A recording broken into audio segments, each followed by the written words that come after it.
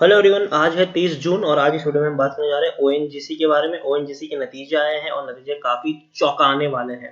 किसी ने सोचा भी नहीं होगा कि ओएनजीसी जैसी इतनी बड़ी और दिग्गज कंपनी, वो भी सरकारी कंपनी, इतने बुरे नतीजे रिपोर्ट करेगी। काफी बड़ा लॉस हुआ है मार्च क्वार्टर में ओएनजीसी को और इसका असर हमें शेयर के प्राइस के ऊपर भी देखने को मिल सकता है आने वाले दिनों में। तो इस वीडियो में हम बात करेंगे उन नतीजों के बारे में और इस प्राइस पर बाइंग करनी चाहिए कि नहीं, और जिन्होंने खरीदा है उनको क्या करना चाहिए, उसके बारे में आज हम इस वीडियो में बात करेंगे। लेकिन उससे पहले अगर आपने अभी तक चैनल को सब्सक्राइब नहीं किया है तो प्लीज अभी इसे सब्सक्राइब कर लीजिए, क्योंकि आगे भी बहुत सारे वीडियोस हैं जो आपको काफी ज्यादा हेल्प करेंगे। तो चलिए शुरू करते हैं। तो जैसे कि आप देख सकते हैं कि 81 रुपीज के आसपास ये शेयर अभी ट्रेड कर रहा है। पिछले एक महीने की हम बात करें तो एक महीने में 2% की गिरावट है। एक बढ़िया रैली आई थी। 83 रुपीज के आसपास शेयर ट्रेड कर रहा था। एक बहुत बड़ी यहाँ पर रैली आई, 90 रुपए तक शेयर पहुंचा, लेकिन उसके बाद शेयर में कंटिन्यूस गिरावट बनी हुई है। अभी 80 रुपए के आसपास शेयर पहुंच गया है। और अगर हम पिछले एक साल की बात करें तो एक साल में 51% की गिरावट है। 165 रुपए तक का हाई था, गिरावट आई, बाउंस बैक किया, उसके बाद ऐसी गिरावट आई कि 60 रुपए तक भी ये शेयर टूट गया था। और ये वो वक्त था जब कोविड-19 इंडिया में आ रहा था और आ चुका था, लॉकडाउन लग चुके थे।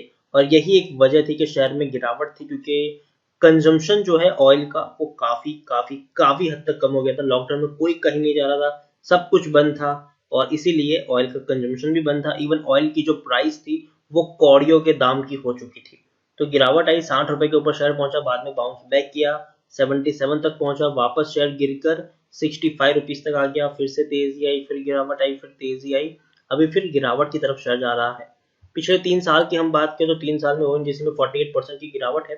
210 रुपए तक का हाई बना है, गिरावट आई, बाउंस बैक किया, गिरावट आई, बाउंस बैक किया, गिरावट आई, बाउंस बैक किया, गिरावट आई, बाउंस बैक किया। पिछले 10 साल की हम बात करें तो 10 साल में ओएनजीसी का जो शेयर है उसमें 63% की गिरावट है, 310 रुपए तक का हाई है। तो देखिए, एक चीज हमें यहाँ पर समझनी है कि जब इस तरीके का ग्राफ आपको देखने को मिले कि 10 साल में भी कंपनी पैसा नहीं कमा पा रही है और जहां है वहीं पर इवन उससे भी कम है, तो इसमें हमें लंबी दूरी की पोजीशन नहीं बनानी चाहिए। इसमें हमें स्मार्टली खेलना चाहिए, गिरावट में खरीदारी करनी चाहिए, मुनाफा होने पर यहां से एग्जिट भी हमें ले लेना चाहिए। ज्यादा लालच आकर या ज्यादा लालच में आकर बैठने का कोई फायदा यहाँ पर नहीं बनता है। तो जब 60 रुपए के ऊपर था, अगर तेजी आती है 80 रुपीज का जो वो प्राइस था जहां पर आप चाहे तो प्रॉफिट बुकिंग कर सकते थे। लेकिन अभी भी अगर आपने खरीदा है तो क्या करना चाहिए उसके बारे में हम बातचीत जरूर करेंगे। खरीदारी का अभी यहाँ पे कितने प्राइस पर खरीदारी करनी चाहिए उसके बारे में भी हम बात करेंगे। लेकिन उससे पहले आप देखिए, 1 लाख करोड़ के आसपास का मार्केट कैप है, लार्ज कैप स्टॉक है, काफी वेल नोन और रेप्यूटेड कंपनी है ओएनजीसी। बर्बाद होने वाली कंपनी तो ये बिल्कुल भी नहीं है। और जिस सेगमेंट में काम कर रही उसमें गिरावट, अभी मंदी थोड़ी आई जरूर है, लेकिन वो टेम्पररी है। जरूर वक्त रहते एक बड़ी रैली हमें देखने को मिल सकती है। तो और अगर हम यहाँ पर देखें तो तकरीबन 2 करोड़ 50 लाख से भी ज्यादा का इसका एनएससी में हमें वॉल्यूम ट्रेड देखने को मिल रहा है। यहाँ पर हम बात करेंगे शेयर होल्डिंग की, तो एफआईज मतलब प्रमोटर जो है वो काफी ज्यादा क्वांटिटी गिरा रहे हैं अपनी। 62.78% की जो होल्डिंग थी आज वो 60.41% की होल्डिंग है। एफआईज के पास 7.62% की होल्डिंग है, म्यूचुअल फंड के पास 6.95% की होल्डिंग है, इंश्योरेंस कंपनी के पास 10.17% की होल्डिंग है, नॉन इंस्टीट्यूशनल इन्वेस्टर के पास 14.10% की होल्डिंग हमें देखने को मिल रही है। प्रमोटर विथ हाईएस्ट होल्डिंग की बात करें तो प्रेसिडेंट ऑफ इंडिया है, जिनके पास 60.41% की होल्डिंग देखने को मिल रही है। 30 म्यूचुअल फंड स्कीम ने अपना पैसा लगाया है। हालांकि प्रमोटर के द्वारा एक भी शेयर गिरवी नहीं है, ये काफी अच्छी बात है। 623 एफआईएस भी यहाँ पे इन्वेस्टेड है। हाईएस्ट पब्लिक शेयर होल्डर की बात करें तो life insurance corporation of India है, जिनके पास 9.48% की होल्डिंग देखने को मिल रही है। इंडिविजुअल इन्वेस्टर होल्डिंग 2.68% है यहाँ पर। और तो और जब आप देखिए डिविडेंड की बात की तो 100% का डिविडेंड भी पे कर रहा है, तो अच्छा खासा डिविडेंड यहाँ पर मिल रहा है। नतीजे के बारे में हम बात करें उससे पहले हम यहाँ पर देखेंगे कि टेक्निकल रेटिंग अभी भी कुछ खास अच्छी नहीं है। रीजन, नतीजे काफी बुरे यहाँ पर आए हैं। पी 5.02 है, इंडस्ट्री पी 4.50 है, बुक वैल्यू 161 है, प्राइस टू बुक वैल्यू 0.50 है, काफी अट्रैक्टिव आपको दिख रहा होगा। ईपीएस 16 के आसपास है, डिलीवरी तकरीबन 40 के आसपास हमें देखने को मिल रहा है। According to Moneycontrol user 79% लोग यहाँ पर खरीदने की सलाह दे रहे हैं, 16% लोग बेचने की सलाह दे रहे हैं और 5% लोग यहाँ पर होल्ड करने की बात कर रहे हैं। नतीजे इसके आ चुके हैं, तो उसके बारे में हम देखें। दिसंबर में अब तक कंपनी ने बड़े बड़े मुनाफे कमाए थे।